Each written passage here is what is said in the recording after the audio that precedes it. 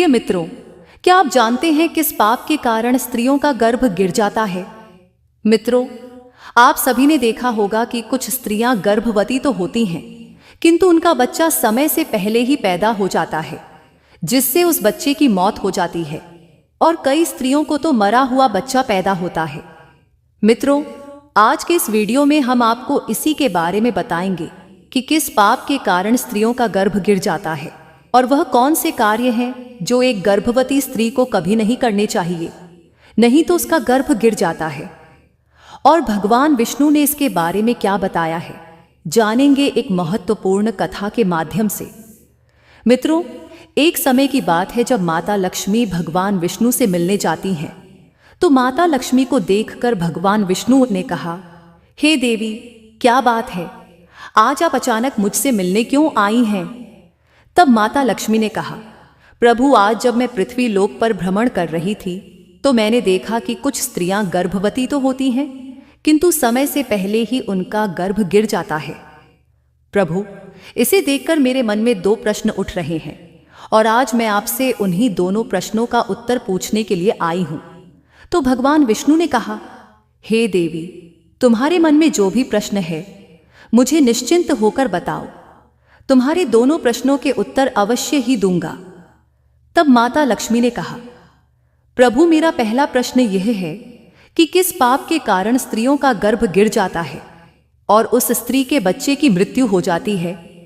और मेरा दूसरा प्रश्न यह है कि कौन सी स्त्री के भाग्य में पुत्र की प्राप्ति नहीं होती है और वह पूरा जीवन निसंतान रहती है। तो भगवान विष्णु मुस्कुराते हुए बोले, हे देवी, आज आपने इन प्रश्नों का उत्तर पूछकर संपूर्ण मानव जाति का कल्याण कर दिया है, किंतु इन प्रश्नों का उत्तर मैं आपको एक कथा के माध्यम से दूंगा और इस कथा को सभी स्त्रियों तथा सभी पुरुषों को अवश्य ही सुनना चाहिए, क्योंकि इस कथा को सुनकर आपको पता चल जाएगा कि किस श्राप के कारण स्त्रियों का गर्भ गिर जाता है तथा वह कौन सी स्त्री है जिसके भाग्य में पुत्र की प्राप्ति नहीं होती है और पुत्र की प्राप्ति के लिए उसे क्या करना चाहिए। तो माता लक्ष्मी ने भगवान विष्णु से कहा, आप कथा सुनाइए प्रभु, मैं कथा को पूरा मन लगाकर अंत तक सुनूंगी। तो कथा को सुनाते हुए भगवान विष्णु ने कहा, एक समय की बात है जब एक नगर में एक बहुत अधिक धनवान सेठ रहता था। वह इतना अधिक धनवान था कि उसके घर में किसी चीज की कोई कमी नहीं थी। उस सेठ की एक पुत्री थी जिसका नाम रूपवती था। रूपवती विवाह करने के योग्य हो गई थी। फिर उस सेठ ने सही मुहूर्त देखकर अपनी पुत्री रूपवती का विवाह उसी नगर के समीप एक दूसरे गांव में एक वैश्य के पुत्र के साथ कर दिया।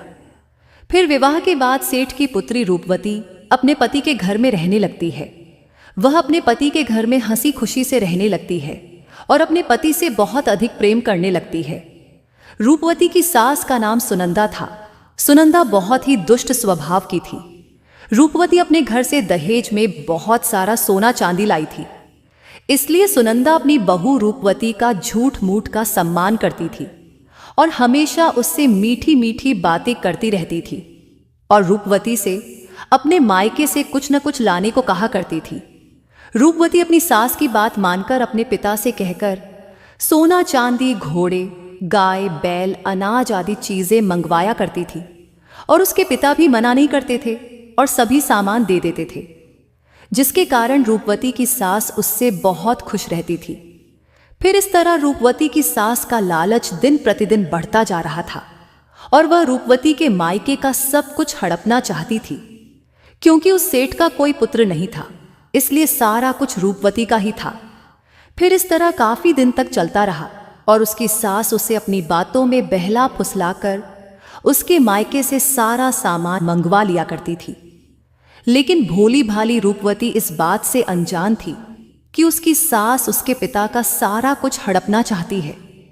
और रूपवती का पति संजय भी अपनी मां की ही बात मानता था, इसीलिए उसके घर में रूपवती की सास जो कहती थी वही होता था।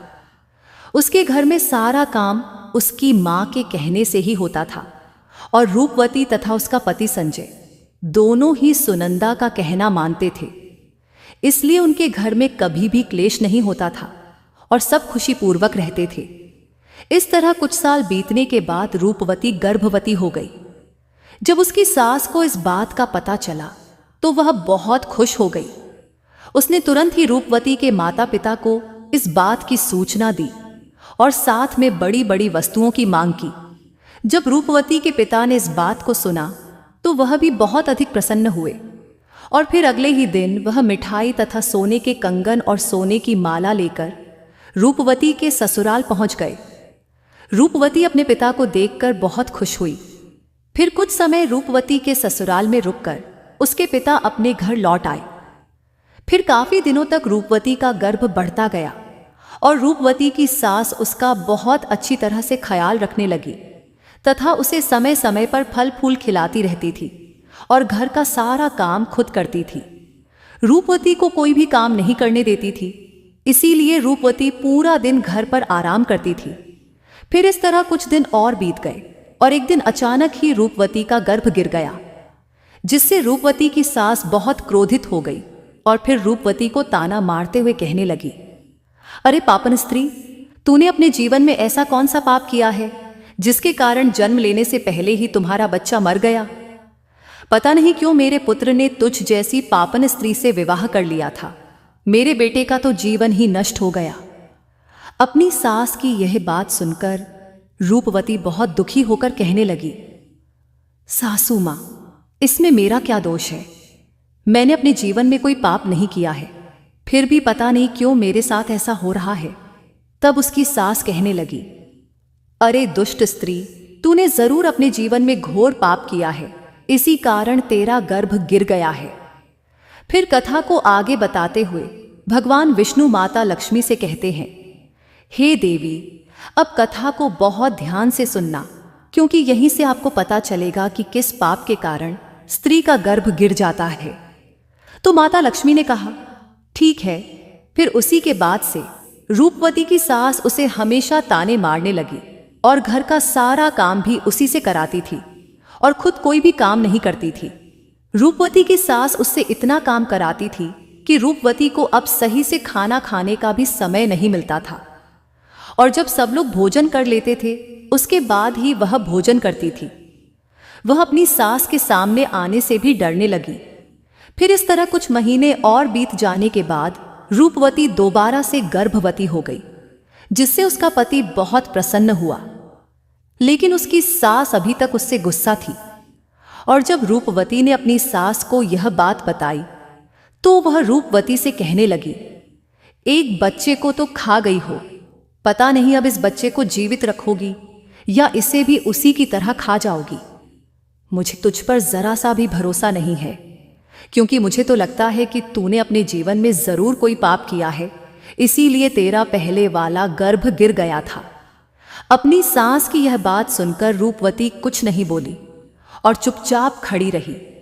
फिर धीरे धीरे रूपवती का गर्भ बढ़ता गया और गर्भवती होते हुए भी वह घर का सारा काम करती थी, लेकिन फिर भी उसकी सास को उस पर जरा सी भी दया नहीं आती थी। फिर इस तरह करते करते अब रूपवती के गर्भ को महीने पूरे हो गए। अब बच्चे के जन्म होने का समय बिल्कुल नजदीक आ गया था। फिर रूपवती ने एक बालक को जन्म दिया, किंतु वह बच्चा कुछ बोल नहीं रहा था और ना ही रो रहा था। फिर रूपवती ने देखा तो उसका बच्चा मरा हुआ था। अपने मरे हुए बच्चे को देखकर वह बहुत जोर जोर से रोने लगी। फिर जब रूपवती की सास को इस बात का पता चला तो वह बहुत गुस्सा हुई और रूपवती से कहने लगी, तू एक पापन स्त्री है, तभी तेरा यह दूसरा बच्चा भी मर गया है। मुझे तो पहले से ही शक था कि तूने अपने जीवन में जरूर कोई घोर पाप किया है, इसीलिए तेरे साथ ऐसा होता है और इसीलिए तेरा यह पुत्र भी मर गया है। अगर तू मेरे घर में ज्यादा दिनों तक रहेगी तो तू मेरे भी घर का नाश कर देगी, इसीलिए अब तुझे इस घर में रहने की कोई जरूरत नहीं है। तो रूपवती कहने लगी, सासू मां, अब मैं कहाँ जाऊं? मेरे लिए तो मेरे पति ही सब कुछ हैं, मैं उन्हें छोड़कर कहीं नहीं जा सकती हूं। मैं अपने पति से बहुत प्रेम करती हूं, इसीलिए आप मुझे इस घर से मत निकालिए। मैं घर का सारा काम करूंगी और इसी घर के किसी कोने में पड़ी रहूंगी। आप जो भी काम कहेंगी मैं वह सब कुछ करूंगी, बस आप मुझे घर से मत निकालिए, क्योंकि मैं अपने पति के बिना एक पल भी नहीं रह सकती हूं। तो उसकी सास बोली, अरे पापन स्त्री, अगर तू अपने पति के बिना नहीं रह सकती तो कहीं पर जाकर मर जा, लेकिन अब तुझे मैं इस घर में एक क्षण भी नहीं रहने दूंगी। इतना कहकर रूपवती की सास रूपवती को धक्के मारकर घर से बाहर कर देती है। फिर रूपवती घर के बाहर बैठी रहती है, लेकिन उसकी सास ने घर का दरवाजा नहीं खोला। फिर वह घर के बाहर बैठकर अपने मन में सोचने लगी, अब मुझे यहां से अपने मायके ही जाना पड़ेगा। फिर इतना सोचकर वह अपने मायके चल देती है। तभी रास्ते में एक जंगल पड़ता है, तो वह जंगल में रास्ते से अपने मायके जा ही रही थी। तभी बारिश होने लगती है, तो वह एक पेड़ के नीचे बैठ जाती है। तभी वहां से एक साधु महाराज जा रहे थे, तो उन्होंने रूपवती को पेड़ के नीचे बैठा देखकर उसे पूछा, हे पुत्री, तुम कौन हो और यहां इस जंगल में अकेली क्या कर रही हो? तो रूपवती ने साधु महाराज से कहा, हे साधु महाराज, मैं एक बहुत धनवान सेठ की पुत्री हूं और मेरा विवाह एक वैश्य से हुआ है और मुझे अभी तक पुत्र की प्राप्ति नहीं हुई है। मैं एक बार गर्भवती हुई थी तो मेरा गर्भ गिर गया था, और जब मैं दोबारा गर्भवती हुई तो मेरा बच्चा पैदा होते ही मर गया था। इसीलिए मेरी सास ने मुझे घर से निकाल दिया है। इसीलिए मैं अब इस जंगल में इधर उधर भटक रही हूं। हे मुनिवर, कृपया करके आप ही कुछ उपाय बताइए जिससे मुझे पुत्र की प्राप्ति हो जाए। तो साधु महाराज ने कहा, तुम चिंता मत करो, मैं पुत्र प्राप्ति का उपाय बताता हूं, जिसे यदि तुमने पूरी निष्ठा से किया तो तुम्हें पुत्र की प्राप्ति अवश्य ही होगी। इसके लिए मैं तुम्हें कुछ नियम बताता हूं, इसे ध्यान से सुनो। किसी भी स्त्री को मासिक धर्म के दौरान पति के साथ संबंध नहीं बनाना चाहिए और पति को स्पर्श भी नहीं करना चाहिए। इससे संतान गर्भ में ही गिर जाती है। गर्भ धारण की हुई स्त्री को भगवान की पूजा अर्चना करते रहना चाहिए तथा उसके मुख पर सदैव ही प्रसन्नता होनी चाहिए। साथ ही गर्भवती स्त्री को कभी भी दुखी और निराश नहीं रहना चाहिए, क्योंकि दुखी रहने पर संतान पर बुरा प्रभाव पड़ता है। और गर्भवती स्त्री को कभी दूसरों के घर का भोजन नहीं करना चाहिए तथा जितना हो सके अपने ही घर में रहना चाहिए। एक गर्भवती स्त्री को कभी भी डरावनी चीजें नहीं देखनी चाहिए, क्योंकि इससे संतान पर बुरा प्रभाव पड़ता है। और गर्भवती स्त्री को अच्छा भोजन करना चाहिए, जिससे संतान उत्तम गुणवान होता है। जो भी स्त्री इन नियमों का पालन करती है वह उत्तम पुत्र को प्राप्त करती है, और जो स्त्रियां इन नियमों का पालन नहीं करती हैं उनका गर्भ गिर जाता है। फिर साधु महाराज ने कहा, हे पुत्री, अब मैं तुम्हें पुत्र प्राप्ति का उपाय बताता हूं, इसे ध्यान से सुनना तो तुम्हें पुत्र की प्राप्ति होगी। तो रूपवती ने कहा, जी महाराज।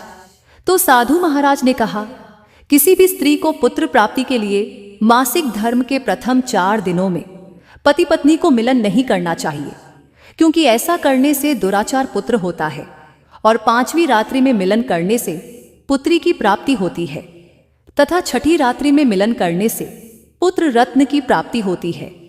7वीं रात्रि में मिलन करने से वंध्या पुत्री होती है, तथा 8वीं रात्रि में मिलन करने से बलशाली पुत्र की प्राप्ति होती है। 9वीं रात्रि में मिलन करने से सुंदर कन्या की प्राप्ति होती है, तथा 10वीं रात्रि में मिलन करने से विद्वान और अतिश्रेष्ठ पुत्र की प्राप्ति होती है। 11वीं रात्रि में मिलन करने से सुंदर आचरण वाली कन्या प्राप्त होती है। 12वीं रात्रि में मिलन करने से गुणवान पुत्र होता है। 13वीं रात्रि में मिलन करने से लक्ष्मी स्वरूपा पुत्री होती है, और 14वीं रात्रि में मिलन करने से गुणवान, बुद्धिमान तथा बलवान पुत्र होता है। इसीलिए यदि तुम इन नियमों का पालन करो तो तुम्हें उत्तम पुत्र की प्राप्ति होगी। इतना कहकर वह साधु महाराज वहां से चले जाते हैं। फिर रूपवती अपने मन में सोचने लगती है, यदि मैंने साधु महाराज के बताए गए उपाय के अनुसार कार्य किया तो मुझे भी पुत्र की प्राप्ति हो जाएगी, और मेरी सास मुझसे घर का काम भी नहीं कराएंगे, और घर में सभी लोग मेरा बहुत अधिक सम्मान भी करेंगे। रूपवती इतना सोच ही रही थी, तभी उसका पति उसे ढूंढते हुए वहां पहुंच जाता है और रूपवती से कहता है, तुम यहां इस जंगल में क्यों आई हो? मैं तुम्हें लेने आया हूं, चलो घर चलो। फिर रूपवती ने अपने पति को उस साधु महाराज वाली सारी बात बताई और कहा, नहीं, अब मैं घर नहीं जाऊंगी जब तक मुझे पुत्र की प्राप्ति नहीं हो जाती। रूपवती की यह बात सुनकर उसका पति भी उसी के साथ जंगल में ही कुटिया बनाकर रहने लगता है। फिर मासिक धर्म की 14वीं रात्रि में रूपवती ने अपने पति के साथ मिलन किया, जिससे वह गर्भवती हो गई और गर्भवती होते हुए भी वह जंगल में रहती थी। उसका पति जंगल से लकड़ी लाता था, जिससे दोनों भोजन बनाकर खाते थे। फिर इस तरह करते करते महीने बीत गए और रूपवती के बच्चा पैदा होने का समय नजदीक आ गया था।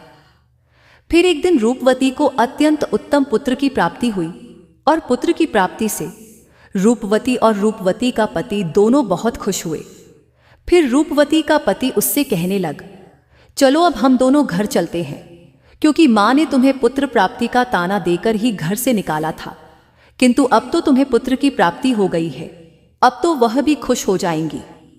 तो रूपवती ने कहा, ठीक है, चलो घर चलते हैं।